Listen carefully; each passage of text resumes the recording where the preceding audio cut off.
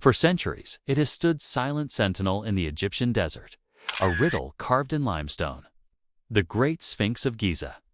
Mainstream history tells us it was built around 4,500 years ago by the pharaoh Kafir.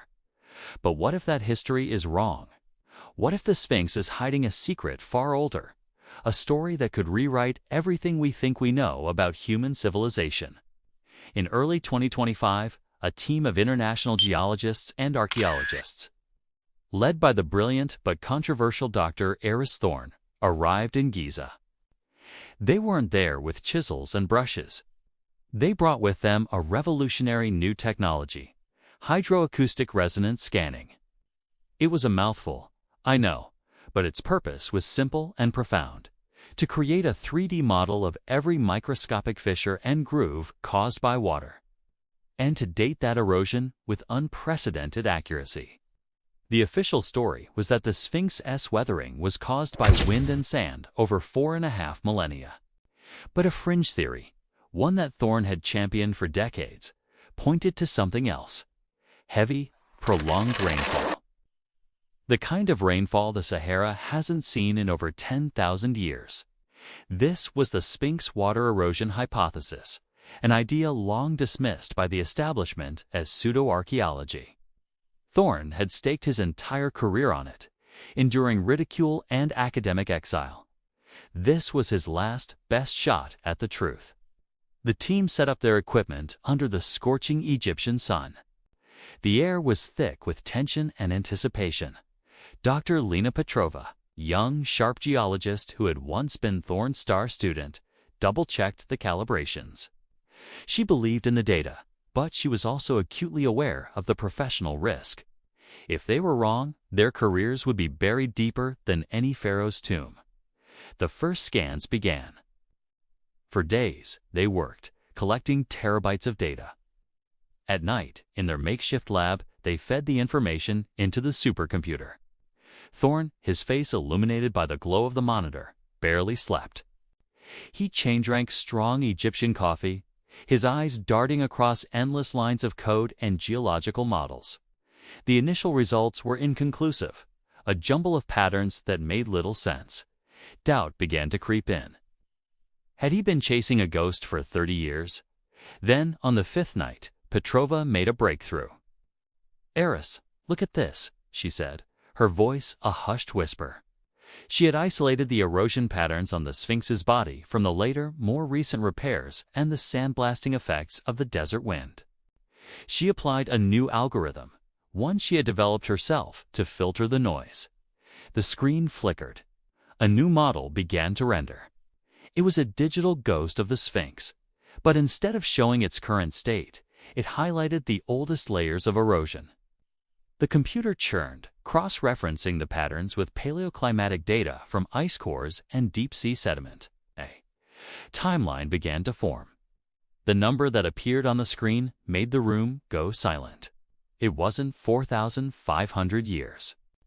Thorne stared, his breath caught in his throat. It was the end of the last ice age, a period known as the Younger Dryas, a time of catastrophic global flooding and climate change, when torrential rains lashed the Giza Plateau.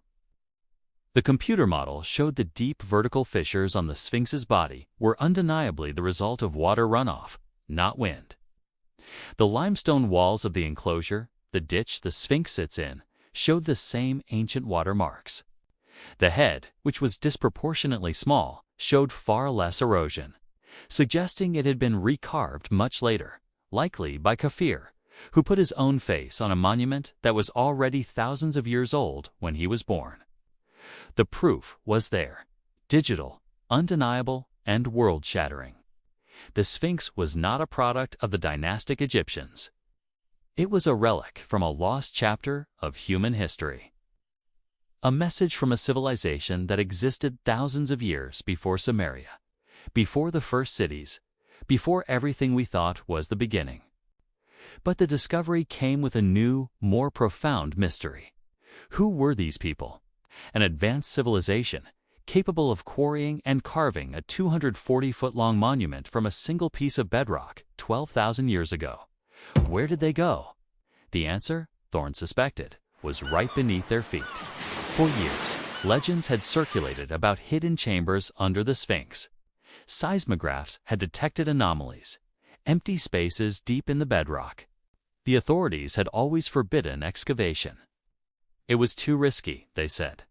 But now, Thorne had the ultimate leverage. He presented his findings to the Supreme Council of Antiquities. The initial reaction was what he expected: outrage, denial. But the data was irrefutable. It had been cross-verified by independent labs. The world's media was catching on. The pressure was immense. Finally, reluctantly, they granted a limited permit for a new kind of exploration. They could use a specialized fiber optic drill, a snake-like camera that could be fed through a tiny hole to see what was below without disturbing the structure. They chose a spot indicated by the scans, an area of lower density directly beneath the Sphinx's right paw. The drill whirred to life, biting slowly into the ancient limestone. For hours, it descended. On the monitor, they watched the camera's view. Just rock, rock, and more rock. Hopes began to fade. Maybe the anomaly was just a natural cavern. Then, at a depth of nearly 100 feet, the drill bit broke through. The screen went black for a second, then flickered to life. They weren't in a natural cave. The camera was looking into a room. The walls were perfectly smooth, cut from the bedrock with impossible precision. And in the center of the chamber sat a single pedestal-like object. As the camera panned, the light caught something on the wall. Carvings, not hieroglyphs. These were different. They were geometric patterns, star charts, and wave-like mathematical formulas that seemed to describe cycles of time. Dr. Petrova gasped.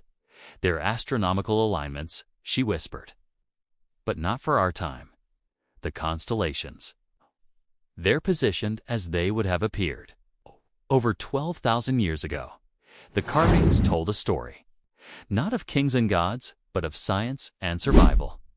They depicted a global cataclysm, a celestial event that caused the Earth's crust to shift, triggering massive floods and extreme climate change. The Younger Dryas. These people, this lost civilization, had seen it coming. They had built the Sphinx not just as a monument, but as a marker, a message, a warning to future generations about the cyclical nature of Earth's great catastrophes. And the pedestal in the center of the room. As the camera zoomed in, they saw it wasn't empty. Resting on top was a single crystalline object. It seemed to hum with a faint, internal light. It wasn't a jewel or a relic. It looked like some kind of storage device, a repository of knowledge. The hall of records that mystics like Edgar Cayce had dreamed of was real, but it wasn't a library of scrolls. It was a hard drive from a forgotten age. This discovery didn't just rewrite history, it redefined it. It meant that we are a species with amnesia. We have risen and fallen before. We have achieved incredible technological heights, only to be wiped from the slate by cosmic cycles, leaving behind only faint whispers and stone riddles. The Sphinx was the last bastion of that forgotten world. Its weathered face wasn't looking at our past. It was looking towards our future, a silent guardian holding the keys to our own survival. The implications were staggering. The knowledge contained in that chamber could solve our energy crisis, help us understand climate change, and perhaps even prepare us for the next great cycle.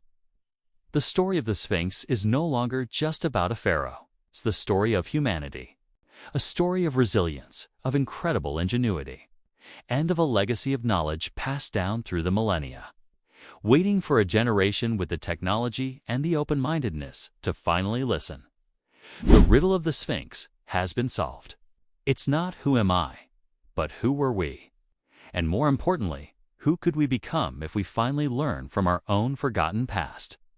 The scans of 2025 didn't just prove a theory. They opened a door to a history we never knew we had, and a future we have yet to imagine.